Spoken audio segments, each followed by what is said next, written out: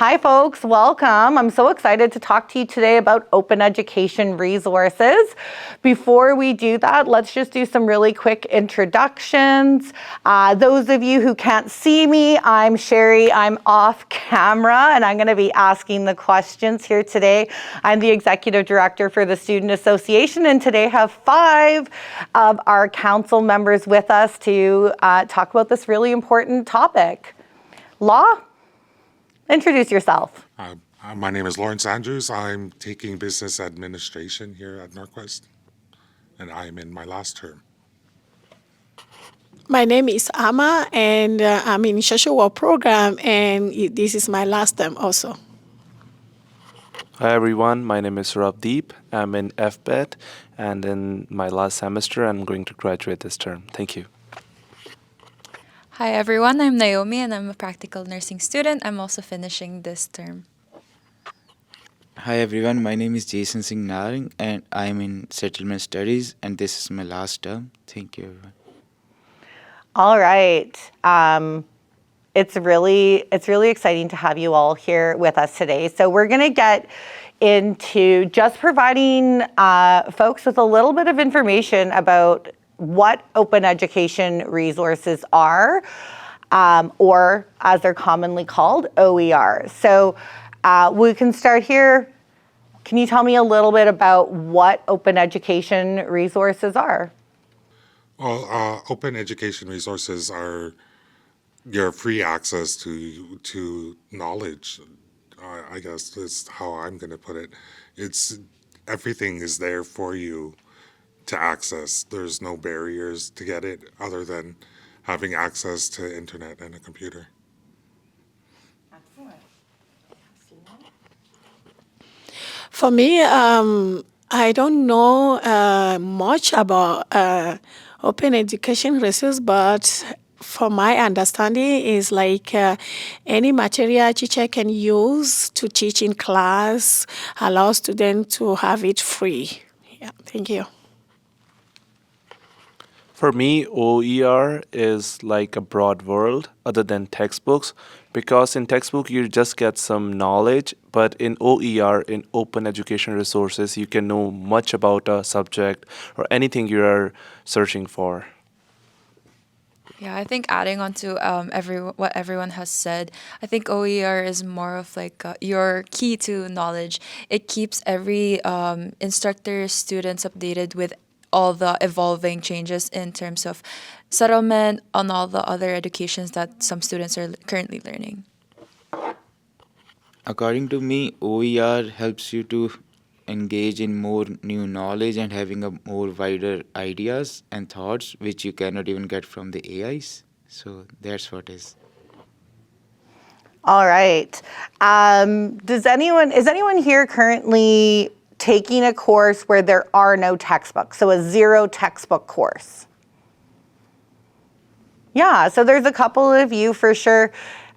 Jason, can you share just a little bit about what other resources are used in your class if there's no textbook? So as I'm in the settlement studies program, so they use like articles or the Wikipedia's links from where we can just get the knowledge about the indigenous people and the like residential schools and many more, as it's like the settlement studies, so they help us to know the history of the Canada, like how it begins and now and how it is right now. So yeah, we get the knowledge from the articles. Excellent. Amma, you said as well that you have some courses that don't have any textbooks. So what other resources are they using as teaching tools in those programs? Yeah, thank you. So the teachers are using PowerPoint, article, news, especially for my social policy class. We use a lot of policy information on their website, so that help us have a knowledge of that course. And I really like it because we got a knowledge for free. We don't buy anything. Thank you. Yeah, for sure. So I'm going to move on to the next question, which actually is the opposite. How many of you have had to purchase textbooks for your courses at some point? All right. Over here, Law, can you share a little bit about what the impact to purchasing textbooks has had? Oh, it's a little bit different being in a business administration. A lot of our textbooks are not available on hard copy, so we have to purchase online versions of the textbooks. A lot of those textbooks are only available to us for 6 months, maybe a year, and then we lose access to it. It takes a lot of funds for us to use something for a limited time. With open education resources, you always have access to that, and it's free. It's there for you to use all the time. So it's like comparing having to spend money on a textbook that you use for 6 months compared to something that's free. Like, why is that even a thought? Like, you should always go for the OER. Awesome. How many other people? Naomi,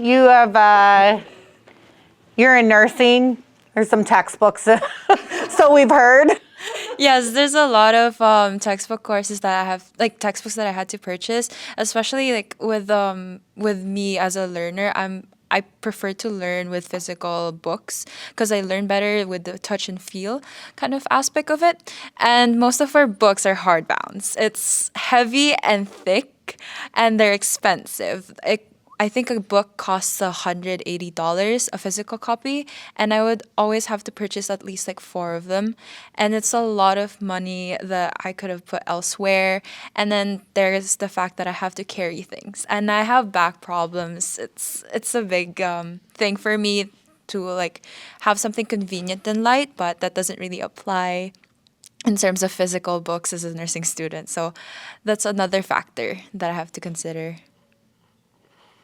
All right, next question for you folks. How much do you spend on educational material, including textbooks, each term?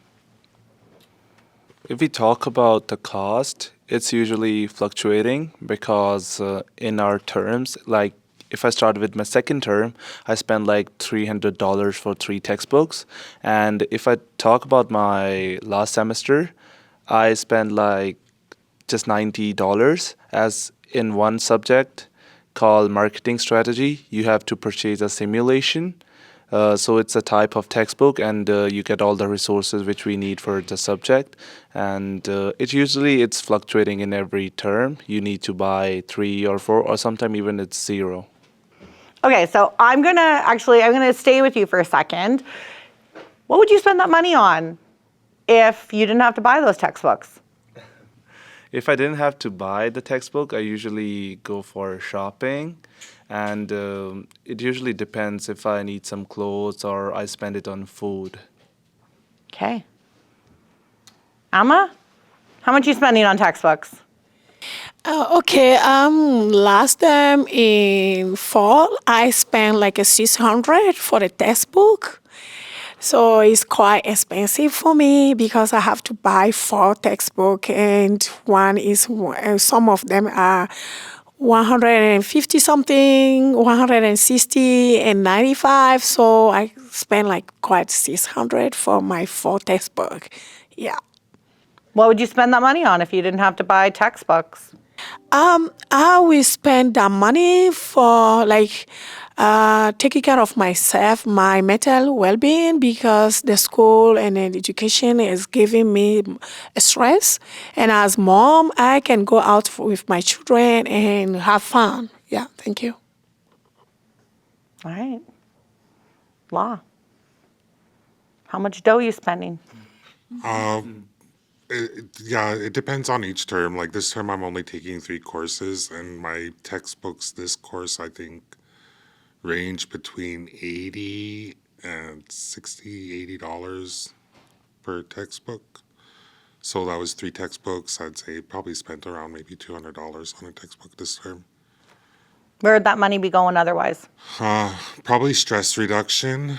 Like there's a lot of things that you want to do, but you can't afford to do it. So it's like, especially like in the winter season, there's very little you could do. You can't go outside and just soak up the sun. You wanted to go out and be active in the community and have fun with your friends and stuff like that. But a lot of those things cost money, so that's probably where I would have put it. For sure. So let's hop back over to this other side. I want to hear about your textbook costs. Naomi, how much you spending? Like with like Surav and Law, mine also fluctuates. It goes up and then down, but it doesn't go as down as $80 or $90. It's consistent with around $100 plus dollars, because I always have to buy around 2-3 physical textbooks, which costs me like $150 to $180 every time.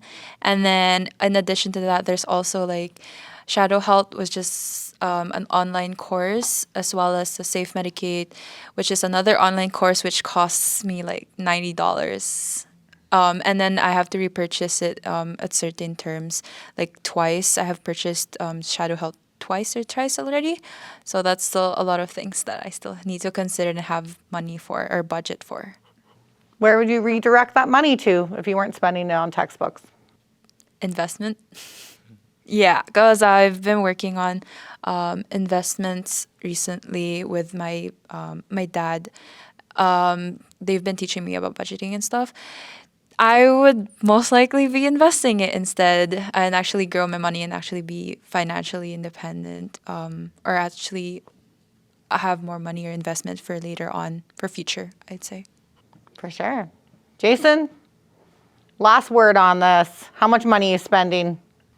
So I don't spend on the textbooks because I don't have any, but like I pay for the resources material which is like shown on the tuition and fees, and if I am not spending on that, so I will be saving it for my future tuition and fees because I have more expenditure to spend on.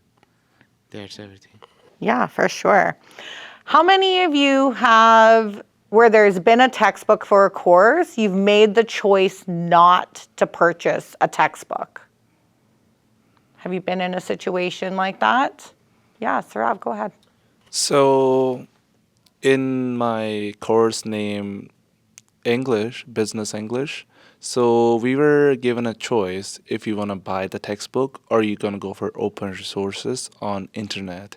As usually some of the students are just like they need a specific way to pass a course, so they are not like trying a lot to have research with articles, newspapers, and open resources. So teachers give them choice, so they can just have the textbook and they can just read it, revise it, and go for the exam. So we were given choices. So for me personally, I was good with the open resources and I didn't buy the textbook that time. Okay. Anybody else have a required textbook where you didn't purchase it? No? Can you imagine some of the other students? So obviously you're all representatives of students here. Have you heard of stories from other students saying that they have opted out or chosen not to purchase a textbook because of the cost? Yeah, in my last term, our psychology class textbook, it was quite expensive, $160, and we have to buy from Toronto. So we were only 4 people in the class who were able to buy it because of the cost. So the rest of my folks couldn't buy it. Yeah, because if you buy it, you have to pay $25 for the shipping. So it's like all of them together is $185, so they don't buy, yeah, because of the cost. So what's the impact? What do you think the impact is to students then if they're taking a course and they're not able or they choose not to purchase a textbook for that course? They impacted their exam because our exam was linked to the textbook. And so the teacher said that the test is required. So if you choose not buy it, you're going to be suffer and study for the exam. So what they used to do is some of them borrow my textbook to read sometimes. And they focus on our PowerPoints. So what the teacher did at the end, our last 3 weeks, she put a lot of information to help them because she understands that it's an expensive book. So that's the things they did. Yeah. Yeah, Law, you were nodding your head like you know an experience. So share with us. Well, students when they don't buy their textbook, they have limited options. Like some of them do go to the library and borrow the book. They only allow 3 hours with the textbook, so you could borrow it for 3 hours, do what you can, and then return it. Some people photocopy their books while they're there. Some students even resort to pirating their textbooks on Library Genesis. It's like it's when you can make these resources free, you don't have to cause that kind of stress onto students to determine where their money is going. Like there's already enough stress that students go through already. Having open education resources would just reduce a lot of that stress on students. Yeah. Anyone else? Any final thoughts on the question around the impact for students who chose not to purchase a textbook? No? Okay. So we are almost coming up to the end of this. So I just want to know a little bit, just generally, and we talked a little bit about this, but just how has the cost of textbooks impacted your overall educational experience? For me, as being an international student in Canada, it's really difficult sometimes to manage the cost of buying textbooks or online textbooks. As usually, sometimes students are not like dependent on their parents and they do part-time jobs and they are also managing their studies, and we all know that part-time job doesn't pay you enough to buy a lot of stuff other than your tuition or tuition fee. So it's really difficult for some students to afford the textbooks. So open resources can be a good source. And if I talk about universities and college, they should have this teaching about open resources, that how you can choose the way and do your studies if you're not like good with money or you're not affording enough. And that's what I want to say at the end. Yeah.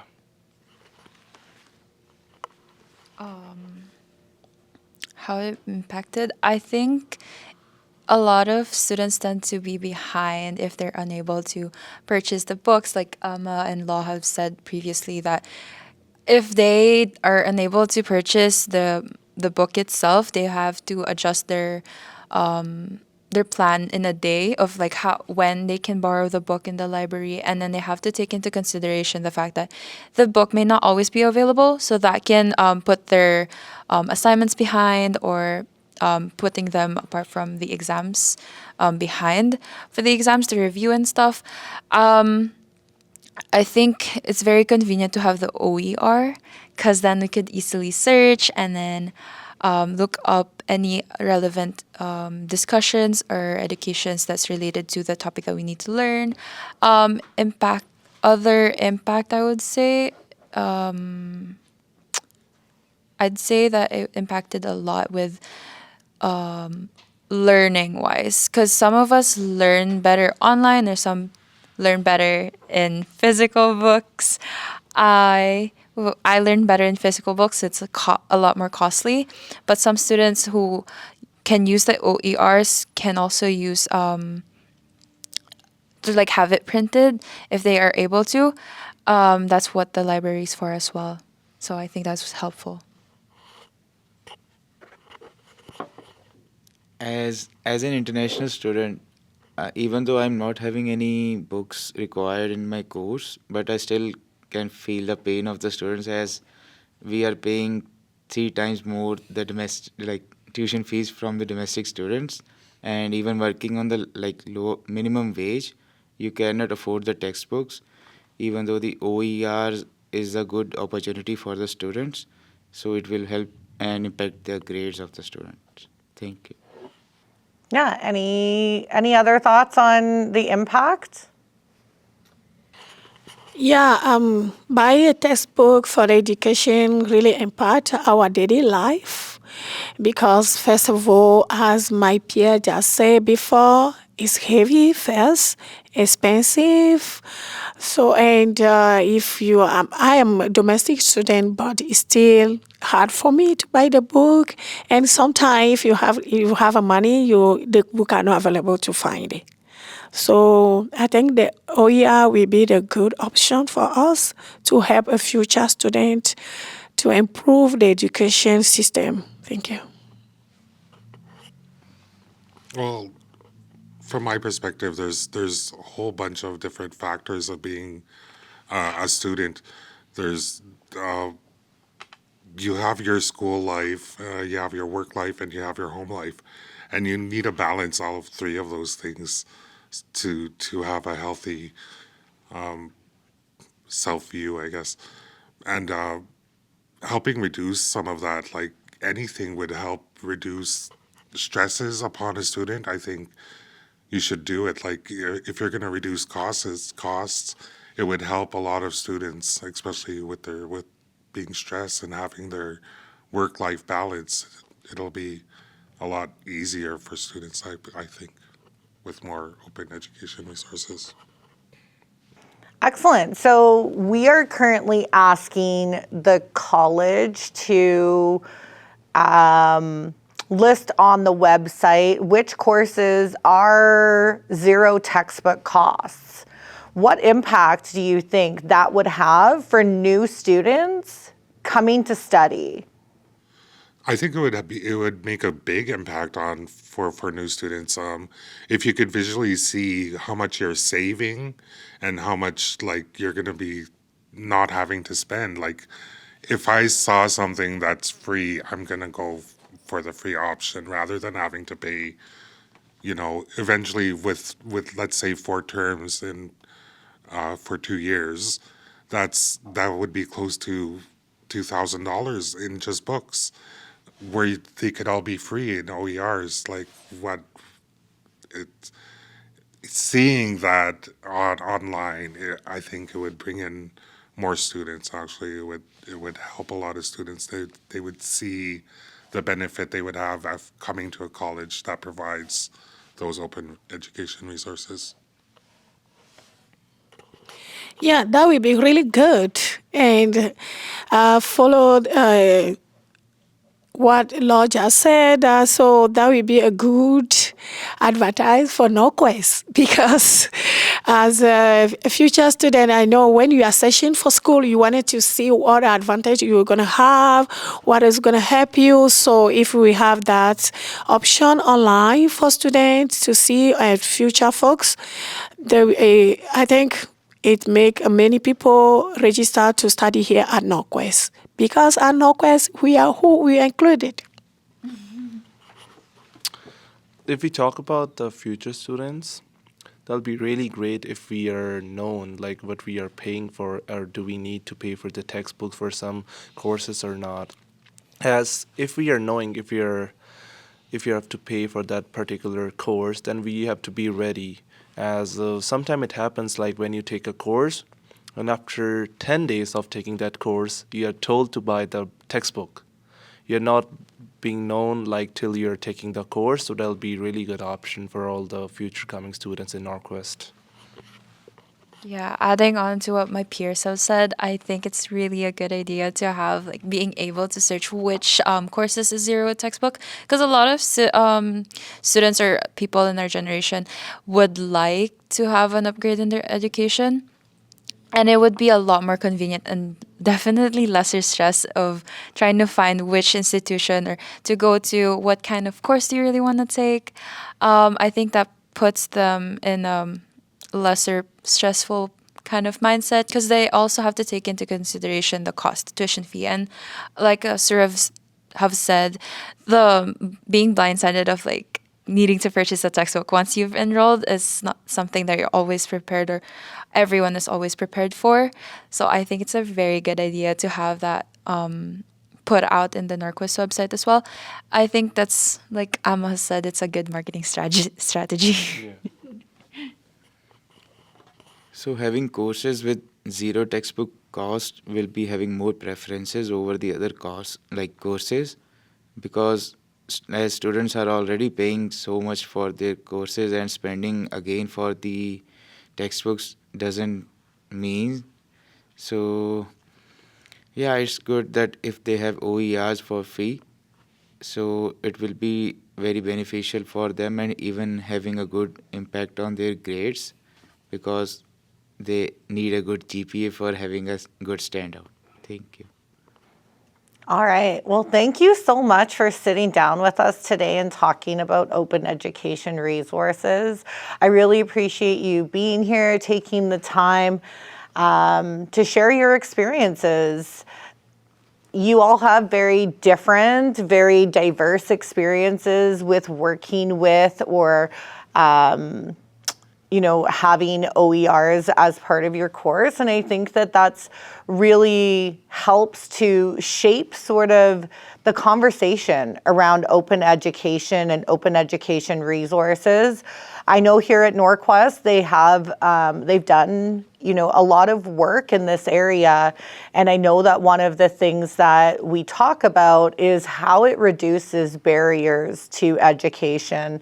And so I just really want to thank you. This is work that the Student Council has been doing this year. And as we know, advocacy continues, right? The things that you put effort into this year will continue on in future years. And this is a really good way for us to be able to carry this through with new folks who will be continuing to bring forward these concerns and to continue to advocate for reduced barriers and increased access to open education. So thank you so much. Good luck in all of the things that you are off to do.